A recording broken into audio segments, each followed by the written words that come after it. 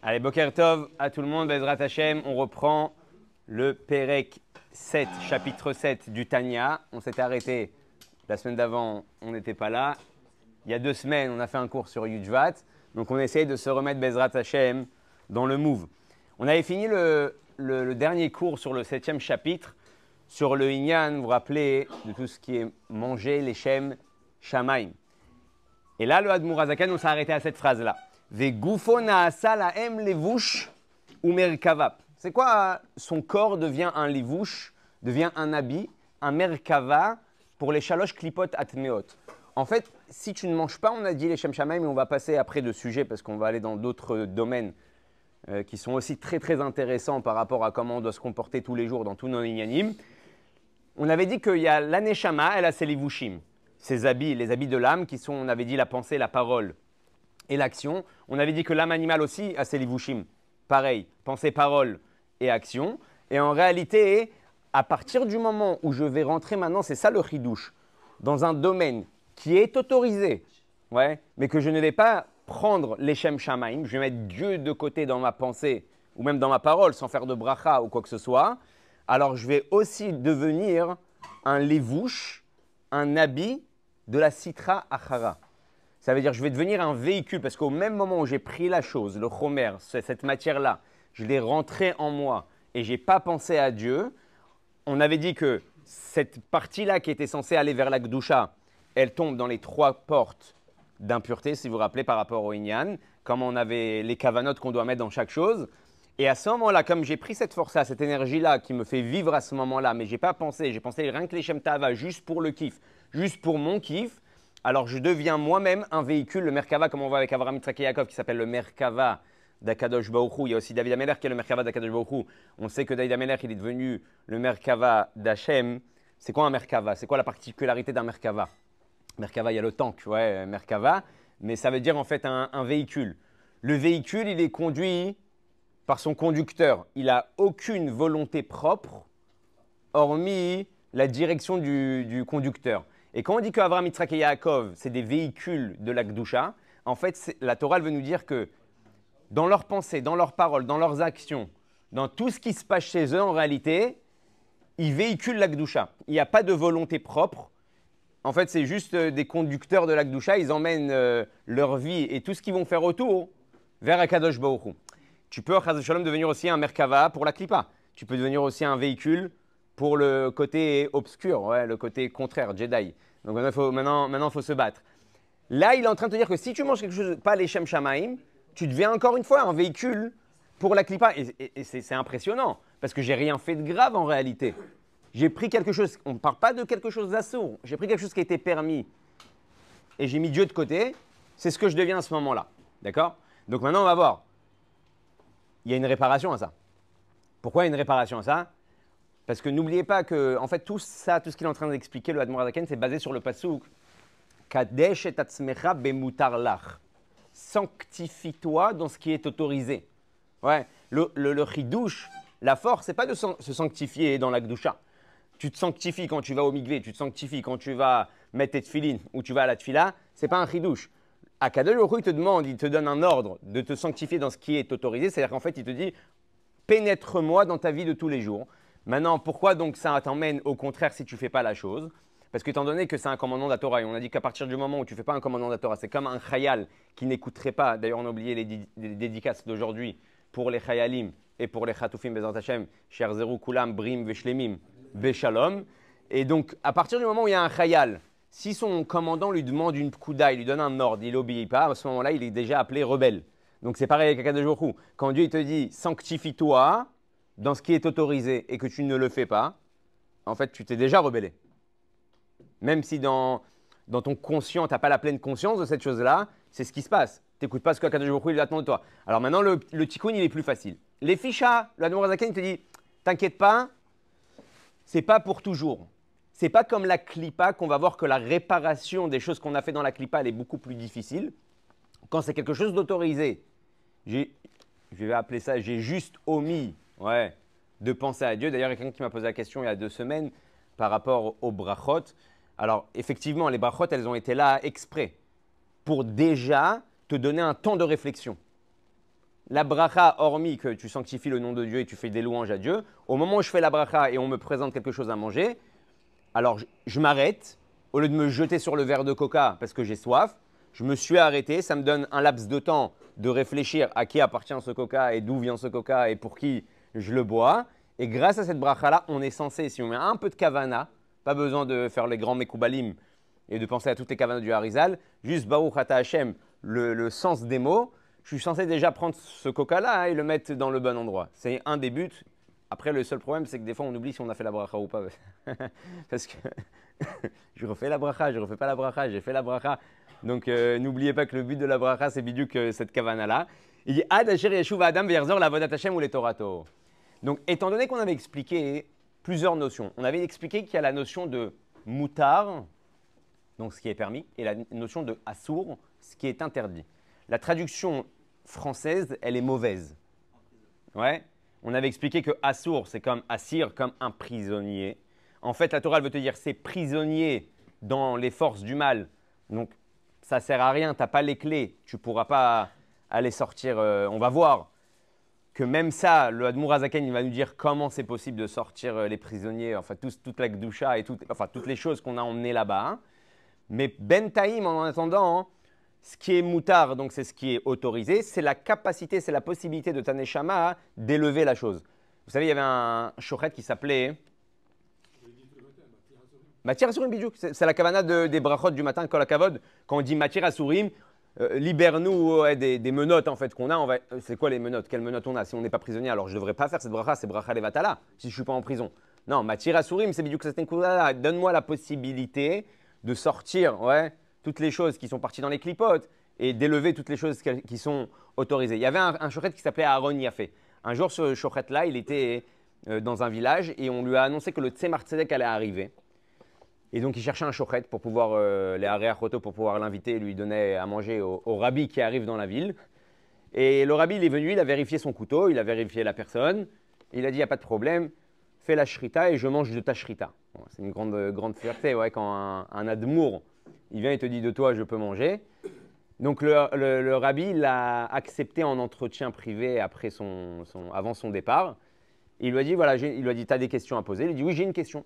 Une question qui me trotte dans la tête, c'est qu'on voit qu'il y a dans les Rishonim, et par rapport aux Acharonim, ou même avant les Rishonim dans la Halacha, on voit qu'il y avait des choses qui étaient autorisées, et d'un coup, ils ont décidé de les interdire. Ouais. Et ça, j'ai du mal avec ça. Lui, il parle au niveau cacheroute. Ouais. Il y a des choses qui sont à la base tolérées d'après la Torah, et les Chachamim, ils ont dit non, ça c'est assour, ça c'est pas comme ça, non, ça c'est pas bon, ça c'est taref. Ouais. Il y en a beaucoup. Ils ont mis, rien que vous prenez l'histoire du poulet par rapport au lait, par rapport au… Ouais, si on ne va pas rentrer dans le nyan, on voit une tonne de limites. Est-ce que le poulet, on doit attendre 6 heures? Oui, bien sûr qu'on doit attendre 6 heures comme la viande, mais c'est qu'une limite des chachamim. Et lui, il vient, il dit au niveau shrita, hein, je vois plein d'halachot qui ont été changés au fil des années. Et ça me pose un problème. Si c'est permis, c'est permis. Pourquoi on est venu les rendre interdits? Et là, le Tzemar Tzedek lui a répondu une réponse extraordinaire. Il lui a dit, écoute, c'est bidou ce que tu es en train de… La réponse, elle est dans tes mots. À cette époque-là, pourquoi c'était autorisé? C'était moutard. Parce que les gens, ils étaient à un certain niveau spirituel qui permettait d'élever la chose. Les générations sont descendues. Donc, les choses se sont emprisonnées. Ouais. On a vu que les gens n'arrivaient plus à élever la chose. Donc, la chose, à partir du moment où elle ne peut plus être élevée, elle rentre en prison. C'est pour ça qu'elle a été décidée. Ce n'est pas comme ça pour le fun, on a interdit pour interdire. C'est qu'on n'a plus la capacité au niveau nishmatique d'élever la chose.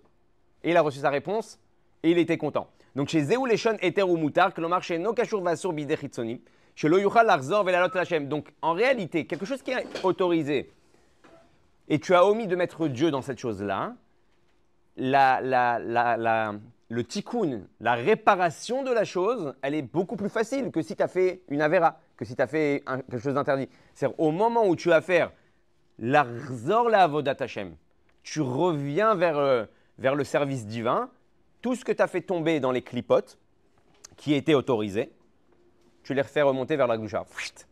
Donc en fait, ça reste un potentiel qui est assez facile à ramener vers sa réparation et vers son but initial si tu reviens dans le droit chemin. On ne parle pas encore vraiment de tchouva. Tu reviens dans l'arzor be'avodat Hashem.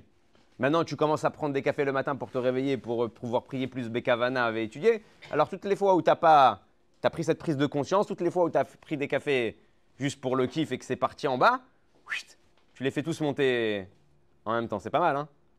Avec tous les shawarma, tous les falafels et tous les canettes de coca qui sont passées dans ta bouche, tu peux ramener beaucoup de ignani, mais beaucoup de lumière. Rak shia reshimu minu nishar bagouf, ve'al ken tzarich hagouf lechibut hakever, כמו שהתבאר לקמן. Petite parenthèse un peu angoissante. Par contre, la Noirzakan, il dit, étant donné que tout ce on a mis dans la bouche, c'est devenu une partie intégrante de notre corps, que tu veuilles ou que tu veuilles pas. Tu as mangé quelque chose de cachère ou pas cachère, tu as mangé quelque chose de cachère et tu n'as pas pensé à Dieu, cette même énergie, ce même sang, qui a véhiculé en toi, c'est devenu ta chair, c'est devenu ton sang, c'est devenu ta vie. Donc, même quand tu fais tchouva et que tu prends les nitsotsot, donc les parcelles divines, et tu les remontes vers la Gdusha, à ce moment-là, il va avoir un réchimou dans ton corps, c'est ta peau. Ouais, ça part pas. C'est pour ça que le Admor Azaken te dit, à cause de ça, tu dois passer ce qui s'appelle Chibut Akever. Chibut Akever, c'est une des punitions qu'un homme passe à 120 ans quand il arrive dans son kever. Il y a écrit que là-bas que les malachim, ils viennent, et ils le fouettent, ils le frappent, et ils lui demandent son nom. C'est pour ça qu'il y a une ségoula, que pendant la tfila, à la fin de l'amida, on rappelle un pasouk, qui a les lettres de son nom. Pour quelle raison on fait ça? Pour que le jour où on arrive à 120 ans, et que le malach, il vient, il nous pose la question, c'est quoi notre nom? Et qu'il y a de fortes chances qu'on va oublier qui on est. Ouais. Alors, grâce au psukim qu'on a enregistré toute notre vie, alors on va se rappeler de notre nom. Ouais, c'est une des ségoulas pour être sauvé du Chibut Akever, donc c'est très important. Maintenant, je vais juste vous lire quelque chose. Par rapport à Chibut Akever, est-ce qu'on a une possibilité de s'en sortir? Tu dis, punaise, déjà, la vie, elle n'est pas facile. Alors, en plus, quand tu arrives à 120 ans, si tu dois te faire fouetter alors que tu n'es pas monté encore au jugement, ça met un peu l'angoisse. Il dit, Aval amrou aderer Adar be'eret Israël, comme ça écrit dans ma Sechet Chibut Akever, tout celui qui habite en Eret Israël, ou met be'erev Shabbat, et qui part de ce monde, hein? C'est écrit dans ma Sechet Chibut Akever, Perek Gimel. Hein? Alors, on va expliquer ça. Il te dit, Aval amrou Adar be'eret Israël, celui qui habite en Eret Israël, ou met be'erev Shabbat, ou qui part la veille de Shabbat. Et Noroé din Akever, il ne verra pas ce fouettage. Ouais. Ou Maïa Sevinatel midin Akever. Yé Oev Tzedakot. Pour pouvoir être sauvé de ça, il faut aimer la Tzedaka. Oev Tochachot aime les remontrances. Veoev Gmilut Hasadim aime faire du bien. Ou Machnis Ochim Letor Beto, il ramène des invités chez lui à la maison. Veitpalel Tfilato Bekavana, et il va prier aussi Bekavana. Afilou Met Bechutza Alaret Senoroe. Même quelqu'un qui habiterait en dehors d'Israël et qui ferait tout ce qu'on vient de stipuler maintenant, il n'a pas besoin de passer par le Inyan de Chibut Akever. Ouais, par contre, il a pas mal de choses à faire. Maintenant, le Inyan de Oev Tochachot, c'est super important. Vous savez, dans un Yom Yom, il y a écrit Eov et Tabikoret ki tamitra al mekomcha. Aime la remontrance parce que c'est elle qui te mettra à ta vraie place. Aujourd'hui, malheureusement, on est dans une génération où la tochacha, elle a beaucoup de mal à passer. Ouais. La remontrance, elle a beaucoup de mal à passer. Tout de suite, la personne, elle se braque. Tout de suite, elle contre-attaque. Tout de suite, elle devient agressive. Il y a moins de bitoul, il y a moins d'abnégation. Il faut savoir que le Rabbi Rayatz, sur ça, il est très dur. Par rapport à la personne qui fait la tochacha, qui fait la remontrance, il dit, sache que si une remontrance n'est pas passée, le seul fautif, c'est toi. Ouais. C'est pas possible que tu mettes la vérité en face de quelqu'un, ouais, et que ça ne passe pas. Si c'est pas passé, c'est juste parce que tu l'as mal fait. Ou tu l'as fait de la mauvaise manière. Comme on avait dit une fois, sache quoi dire, comment dire, à qui le dire et quand le dire. Ouais. Si tu n'as pas pris tous ces éléments en place, et surtout, d'abord avant, Ochiar Tochiar Tamitecha, il y a écrit aime ton prochain comme toi-même. Donc, d'abord, tu dois être sûr d'aimer ton prochain. Ensuite, tu peux le piquer. On avait raconté, je crois, une fois dans un des shiurim que le Rabbi Rayatz, quand il était parti chez le docteur et que le docteur il lui avait fait une piqûre. Alors, il a été mis de bonnet, il a réfléchi sur tout le ta'alir. Et il a dit au docteur, pourquoi autant de préparation? Mettre des gants, nettoyer la seringue, nettoyer la peau, mettre de l'alcool. Pique. Alors, le docteur il lui avait dit, si je pique et que je ne fais pas tout ça avant, il y a de fortes chances que la piqûre, au lieu de t'aider, elle peut te tuer. S'il y a un microbe qui rentre, on obtient le résultat contraire de ce que la piqûre devait faire. Et là, le Rabbi Rehatz, il a appris, de là, j'ai appris comment faire une remontrance. D'abord, ouais, vérifie-toi les ongles. Vérifie-toi que tout est propre. Ouais, mets des gants. Sois sûr qu'avant que tu frappes, il n'y a pas des griffes. Parce que derrière les ongles, il y a des microbes. Si derrière tes cavanotes, ton cœur, il est en colère contre cette personne, ou tu as la haine contre cette personne, ou tu n'aimes pas cette personne, quand tu vas le griffer, non seulement tu vas lui faire mal, mais en plus tu vas l'endommager. Ouais. C'est-à-dire, au lieu d'avoir le résultat que tu voulais, de l'élever, de le changer, tu vas l'emmener à encore peut-être plus de rébellion. Ensuite, il ramène tout le lien de l'alcool. Ouais. Passe de l'alcool à la personne. Ouais. Passe la pommade. Et ensuite, quand tu le piques, il ne sentira pas. Une des raisons pourquoi dans les Idva'adut Chassidites, on dit les Chaim, je dis les Chaim, tu dis les Chaim. Ouais, maintenant tout le monde est détendu et lâché. Tu attrapes ton copain, tu lui dis Baba, quand tu vas étudier la Torah, quand tu vas venir au shiur de Torah, et là pour lui, c'est plus une piqûre. D'accord, ça va le toucher, ça va lui faire un petit aïe, mais il ne se sent pas menacé. Et c'est comme ça qu'il peut faire tchouva. C'était Derech Hagav, ouais, pour être sauvé du. Non, tu comprends? Tu comprends pourquoi il y a autant de balais de tchouva chez Chabad avec du lechaim? Hein? On donne du lechaim, après on met des seringues. On pique un peu tout le monde. À Shiur, l'Ipater Mechibut Hagever, il y a encore une solution que le Rabbi dit. Ou Shechelek Shishim et le Et, Yomar Otiot Torah Veteilim. Une des possibilités aussi, c'est qu'à chaque moment qu'on a un temps de libre, une partie de la journée, une bonne partie de la journée, on fasse des Teilim, on dit des lettres de Torah. Ces lettres de Torah aussi, elles nous protègent de Chibut Hakever, d'où l'importance de, quand on a un moment de libre, au lieu d'ouvrir les Hadashot qui sont toujours pareils, ouais, on essaie de comprendre ce que Bibi va faire et ce que les États-Unis vont nous demander de faire. On est très loin d'être des politiciens et on est très loin de savoir le Hémet. Il te dit il n'y aura pas d'Iska, l'autre te dit oui, il y aura une Iska, ouais, et tu deviens fou. Prends ton Teilim, prends un shiur de Torah, étudie la Torah, au moins tu gagnes le Chibut Hakever, au moins ça, ouais. Maintenant,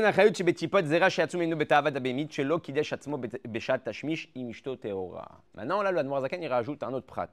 On parlait de manger jusqu'à maintenant. Il dit c'est pareil quand un homme, il a une relation avec sa femme qui est Théora, parce qu'on ne parle pas de sa femme qui est Nida, parce que femme qui est Nida, c'est interdit, donc c'est clipote. Mais là, on va aller dans le même style qu'avec le manger qui est autorisé. Ta femme est pure, elle est autorisée, mais le seul pourquoi tu fais la chose, c'est juste une pulsion animal, c'est juste une envie, ouais, comme se jeter sur du manger, c'est juste une envie comme ça qui vient de l'intérieur, et bien c'est pareil. Les tipotes, les gouttes qui vont sortir de cet acte-là, au même moment, ils vont partir aussi dans les clipotes, comme le manger.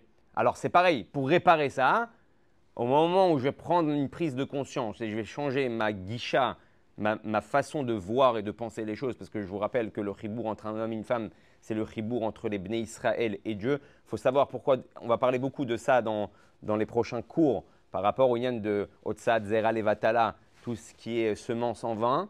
Et le Admor Hazaken, il va mamash approfondir la Nekuda. Ce sera très intéressant de voir la méthode de Chabad par rapport à ça. Parce que chez Chabad, on ne voit pas qu'on a un tikkun spécifique par rapport à ça, alors qu'on voit beaucoup d'endroits où on parle, par exemple, ça c'est la période maintenant des Shovavim, où les gens ils se lèvent très tôt le matin pendant les Shabbats, depuis Shemot, tout ça, où c'est justement le tikkun de Bgam Abrit. On va voir que la méthode de Chabad, elle est un peu différente sur ça. Juste pour revenir à ce que j'étais en train de dire. Donc, il faut savoir pourquoi c'est si important ce Inyan-là, pourquoi on nous bassine autant avec ce Inyan de Zera. Parce que l'endroit où l'homme ressemble le plus à Akadosh Baruch Hu, c'est là-bas. Ça veut dire qu'Akadosh Baruch Hu, on avait appris qu'il a créé le monde de néant à existant. Tout ce que l'homme ne peut pas faire, parce que l'homme ne peut créer que de l'existant à existant. Même quand tu veux faire une bombe nucléaire, tu es obligé de prendre des composants qui sont déjà existants et après tu fais des modifications, même dans la chimie, même dans tout, pour fabriquer une table. Tu as pris du bois, tu as pris du fer. Tandis qu'Akadosh Baruch Hu, il fait le monde de zéro à existant, de zéro, sans matière. L'endroit où on ressemble le plus à Dieu, c'est là-bas. Pourquoi? Parce qu'on avait dit que la goutte, elle n'existe pas en réalité chez l'homme. Elle est sécrétée par le cerveau de l'homme. Ensuite, elle va se créer, ce liquide-là va se créer, va passer tout le corps jusqu'à devenir une goutte, jusqu'à devenir un monde, jusqu'à devenir un être humain. Ouais. Et donc l'endroit où on ressemble plus à l'homme, où on crée à Dieu. Non, parce que Hachem aussi il s'appelle l'homme, Adam. Adam, je ne sais pas qui c'est. Ouais. L'endroit où l'homme ressemble plus à Dieu, c'est cet endroit-là de tipa, de goutte, qui va se créer en réalité de l'inexistant chez nous. C'est en potentiel chez nous, donc ce n'est pas vraiment l'inexistant comme on parle chez Dieu. Mais étant donné qu'il n'existe pas, et par le cerveau et par la procédure biologique, ouais, le process biologique qui va se passer chez nous, c'est néant existant. De rien, on a créé un être humain. Et donc, étant donné que c'est là-bas qu'on ressemble le plus à Dieu, c'est pour ça qu'on doit faire très attention à comment on se comporte avec ce potentiel qui est énorme de création, de créativité que Dieu l'a mis en nous. Ad d'écart. Maintenant, par rapport à ce Inyan-là, hein, pourquoi mettre la méthode de Chabad, elle est différente dans la guicha de la réparation? Parce que Chabad, la chassidoute, beaucoup de chassidouyot, mais le Admour Azaken, il a mis l'accent sur ça, c'est qu'il y a une différence entre ce qui s'appelle le sourmera va'asetov. Ouais, éloigne-toi du mal et fais le bien. Il y a deux possibilités de ne pas faire du mal. Soit t'apprendre combien le mal est mal, donc tu t'en éloignes, ou soit être tellement préoccupé par le bien que je n'ai pas le temps de faire le mal. Maintenant, étant donné que quand je rentre dans un monde de tikkun, attention, je ne suis pas en train d'être cholel, je ne suis pas en train d'être annulé ceux qui font des tikkunim ou quoi, je parle juste d'une autre façon de voir la chose, d'une autre méthode de réparer la chose. Quand je suis préoccupé à réparer, que je veuille ou que je ne veuille pas, ça marche comme ça chez l'homme, mon psychique, ma psychologie, mon intérieur va être perturbé, mon cerveau. Vous savez, le cerveau, à partir du moment où il a peur de quelque chose ou qu'il pense à quelque chose, comme par exemple avec la guerre, même quand tu n'es plus en guerre, c'est toujours là, à l'intérieur de toi, dans ton subconscient. Est-ce qu'il va avoir une azaka? Est-ce qu'il va avoir une alarme? Est-ce que Chaz Shalom va prendre des bonnes nouvelles aujourd'hui ou pas? Est-ce que ça va partir dans le nord ou pas? Pourquoi tu penses à ça? C'est la peur qui est créée chez toi. Le cerveau, il a besoin de prendre cette peur-là et de l'expliquer. Ouais, et de lui donner une raison. Et de lui donner des fcharouillottes, des possibilités de réaction. Et étant donné que quand je suis préoccupé par un tikkun, j'ai peur de ça. Ça me perturbe, ça me trotte la tête. Donc en fait, je ne sors jamais de ça. C'est-à-dire que quelqu'un qui penserait que à tikkun abrit et ça le perturbe, combien même il répare en faisant toutes les ségoulottes qu'il est en train de faire, sa tête, elle est plongée que dans ça. Donc, il est toujours dans ça. Et quand tu penses à quelque chose, bah, automatiquement, ça peut venir. Alors que quand la méthode, justement, du rabbi, c'est tellement je vais te préoccuper. C'est pour ça que le Shulchan Aruch, il est posé que quelqu'un qui aurait eu une perte de semences, il a écrit que s'il avait l'habitude de faire une page de limoud par jour, il a écrit quoi là-bas? C'est manienne, parce que le Shulchan Aruch, il dit c'est ça le tikkun. Tu fais 2 pages. À partir du moment où tu prends sur toi 2 pages. C'est-à-dire tu prends cette néphila, cette descente, et tu fais de ça une makpetza, tu fais de ça un saut pour rajouter. Mais c'est plus profond que ça en réalité. Pourquoi il te dit fais 2 pages? C'est en fait, maintenant tu vas être tellement plus préoccupé par 2 pages de Gemara, parce que tu as beaucoup moins de temps maintenant qu'avant-hier, ouais, que tu n'auras même pas le temps en réalité de penser à ça. C'est rajouter du tov pour s'éloigner en réalité du mal. Et ça, c'est une chita que justement le rabbi il a toujours prononcé. Justement, ça ne veut pas dire que tu ne dois pas faire tchouva. Le rabbi dit il y a des moments pour faire tchouva. Il y a Kiryat Shema à la mita avant d'aller dormir. Il y a Yom Kippour, il y a le mois des Loul, il y a les Slichot, il y a les Tachanunim. Il y a des moments spécifiques dans ta journée où oui, tu dois penser à ça et faire tchouva. Après, tu dois être assouk, tu dois être préoccupé que par rajouter plus de lumière. Et quand tu es préoccupé juste par rajouter plus de lumière, automatiquement, ça part de ton cerveau, parce que ton cerveau, il est autre part. Il y avait un chassid, le Rav Reuven Dounin. Je vous avais raconté une fois cette histoire, mais Bémet, ça mêle vraiment la Nekuda. Il avait comme ça un peu de Marash Chora, il était très souvent, il tombait comme ça, avec une Avera, il tombait un peu en dépression. Et une fois, il est rentré dans le bureau du rabbi, pas bien, et il s'est mis à pleurer sur une Avera quelconque. Et le rabbi, alors lui, il a demandé un tikkun au rabbi. Il a demandé une réparation au rabbi pour réparer cette chose-là. Et le rabbi lui a dit, regarde, d'abord, tu vas servir Dieu, besimcha vetuv levav, tu vas servir Dieu avec joie et enthousiasme. Et quand tu seras à ce niveau-là, je te donnerai un tikkun. Ouais. Parce que si tu es déjà plongé dans la dépression, ouais, si tu es déjà dans l'amertume, on va appeler ça comme ça, tu es déjà en mode tchouva, tu es déjà en mode regret. Ouais. Si maintenant je te rajoute encore une rasra, tu ne vas pas réussir à servir Dieu Bessimcha. Et le but de faire tchouva, c'est de servir Dieu Bessimcha. Et il s'est mis à servir Dieu Bessimcha. Maintenant, c'est quoi servir Dieu Bessimcha? C'est-à-dire qu'arriver à une pleine conscience que quand je me lève le matin, je dis Modéani, je le fais Bessimcha.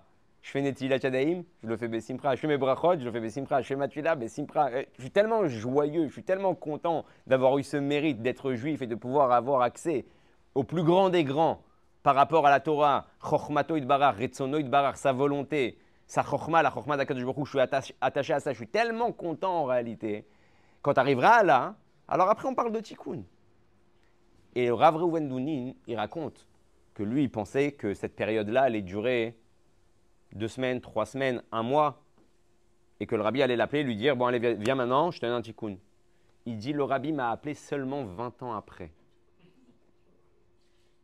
20 ans après, le rabbi lui a dit « Maintenant, je suis sûr que tu sers Dieu Bessimcha ou Betouv Levav. Viens, on va parler de tikkun. Viens, on va parler comment tu répares les choses. » Donc, c'était juste pour vous donner un angle de comment Chabad il se préoccupe des choses. Attention, c'est très important et ça, c'est un détail. Il ne faut pas non plus être mésalzel. Ouais, une fois, j'ai eu un cas d'un garçon qui m'a appelé. Justement, c'était la période de Shovavim. Il m'a appelé, il m'a dit « Je suis parti à un cours d'un rave qui… » Il a parlé des flammes de l'enfer pendant tout le cours. Et le mec, il est arrivé en dépresse totale. Ouais. Le Shabbat, il était en Farbrengen, il était tout joyeux. Il m'appelle 2 jours plus tard, il est parti je ne sais pas où. Il était en dépression totale, il ne savait plus quoi faire. Il me dit, que tu crois que je fais? Je fais ça. Et maintenant, je connais la vision de Chabad. Là, je le vois en mode gum-gum. Je viens pour lui dire, après je dis, attends, laisse-moi voir 2 secondes, je te rappelle. J'appelle mon rave et je lui explique la situation. Je dis, voilà, un garçon, il m'a appelé, il m'a dit ça. Qu'est-ce que je fais? Il me dit, Aaron, lui donne pas tout de suite la méthode de Chabad. Parce que c'est trop facile. Il va croire, ah ok, ça va, c'est assez cool, on va rajouter du bien, on va être de Simcha et truc. Il m'a dit, laisse-le un peu en rasera. Ouais. Laisse-le un petit peu en rasera, ne le rappelle pas tout de suite, rappelle-le demain. Okay. Qu'il cogite un petit peu avec ce qu'il a entendu, ça fait pas de mal non plus. Déjà moins que 20 ans. Ouais, et déjà moins que 20 ans, ouais, exactement. Et le lendemain, je l'ai appelé et je lui ai dit, regarde, fais ci, fais ça. Va au mikvé tous les matins, rajoute de la Torah, prends sur toi un limou de Torah, prends sur toi ça, prends sur toi ça. Rajouter des bonnes actions.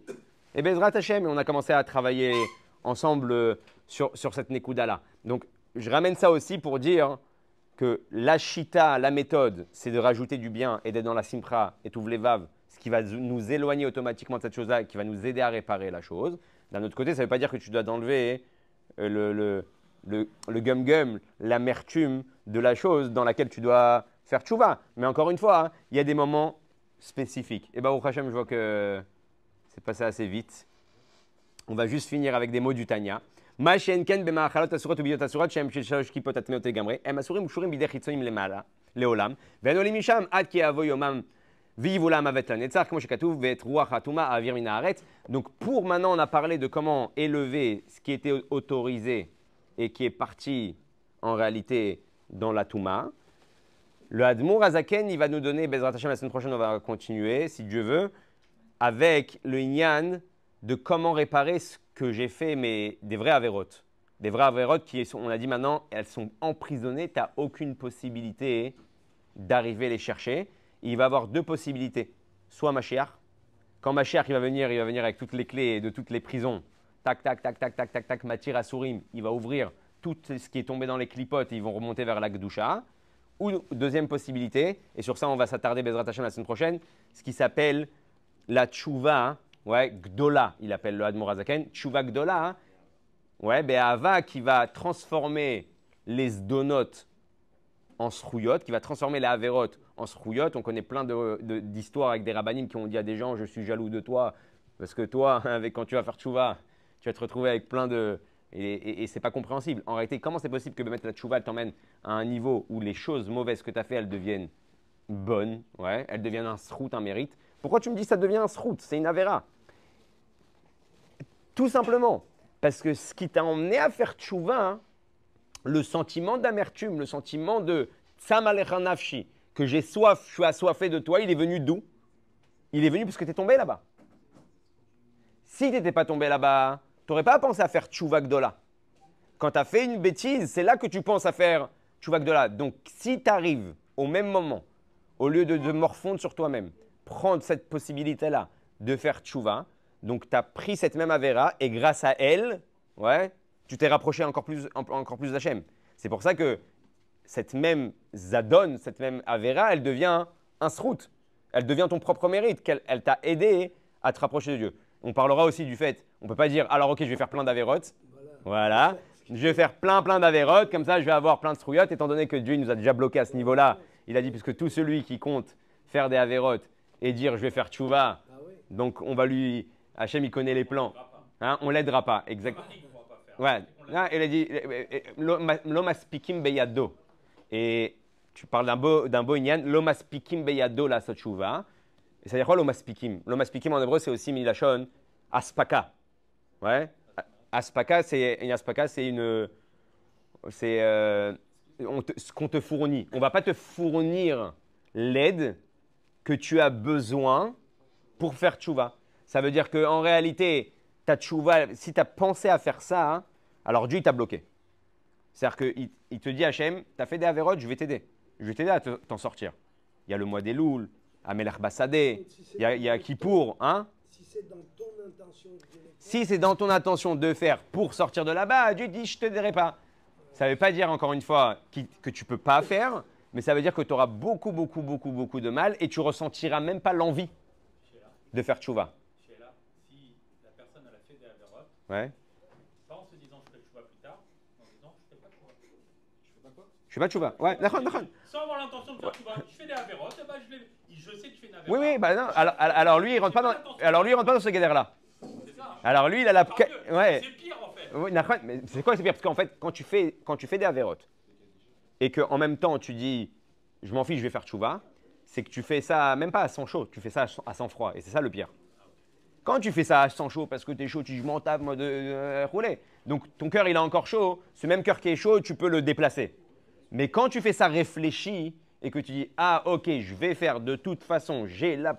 Ouais, donc c'est un meurtre prémédité, tu as compris, tu as fait le jeu, donc c'est pour ça que Dieu dit tu peux pas jouer à ça. Maintenant, là, ça marche pas, mais Dieu ne te ferme pas la porte complètement. C'est comme on avait avec Paro que Dieu il lui a renforcé le cœur, mais il lui avait laissé la capacité. La preuve c'est qu'à la fin, hein, ouais, il a fait tchouva. Mais ça va être très dur pour lui.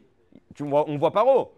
Il dit non. Il a envie de dire oui, il dit non. Il dit non. Ouais. Parce que Dieu il lui a bloqué les portes. Donc c'était juste pour comprendre cette Nekuda-là, que Bezrat Hashem, on développera la semaine prochaine. Donc quand on a fait des choses qui sont parties dans les clipotes, on va voir soit Mashiach qui va nous les délivrer, et si on est Chacham et qu'on veut faire ça avant que Mashiach y vienne, alors on fait Tchouva Gdola.